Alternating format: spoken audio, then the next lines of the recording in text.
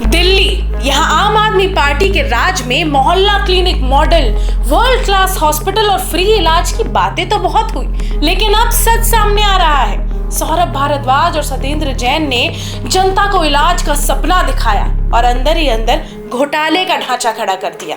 जी हाँ, आम आदमी पार्टी का दावा था कि दिल्ली की सेहत सुधर रही है, लेकिन हकीकत तो ये है कि पैसों की तबीयत खराब हो गई है। अब करप्शन ब्रांच यानी एसीबी की जांच ने इस स्वास्थ्य घोटाले की परतें उधेड़ना शुरू कर दी है। तो चलिए आपको बताती हूँ कि कैसे दिल्ली सरकार के अस्पताल दरअसल घोटालों के आईसीयू बन चुके हैं। शुरुआत करते हैं उस शिकायत से जिससे दिल्ली की ईमानदारी का नकाब उतरना शुरू हो गया। 22 अगस्त 2023 को बीजेपी नेता विजेंद्र गुप्ता ने एसीबी को शिकायत दी।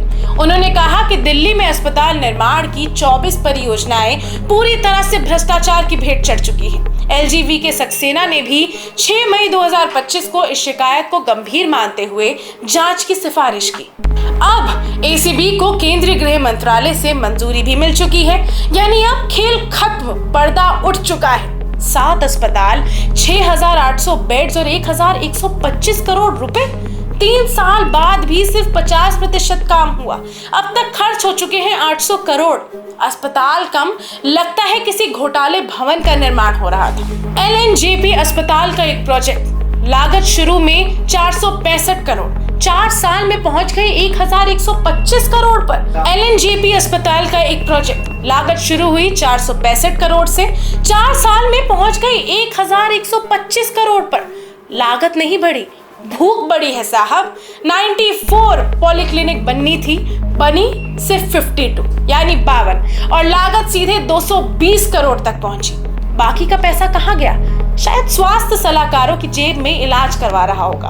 और जिनके नाम सामने है वो कौन है? सौरभ भारद्वाज, जो कैमरे पर बड़े आत्मविश्वास से कहते हैं हम ईमानदार है जी, और सत्येंद्र जैन, जिनकी ईमानदारी तो ईडी और कोर्ट में पहले ही वायरल हो चुकी है। अब इन दोनों पर भ्रष्टाचार निवारण अधिनियम 1988 की धारा 17A के तहत एसीबी जांच करेगी। मतलब अब बचने के दरवाजे धीरे धीरे बंद हो रहे हैं। तो अब ये बात साफ हो चुकी है कि दिल्ली का हेल्थ मॉडल कहीं ना कहीं हेल्थ फॉर स्कैम बन चुका है।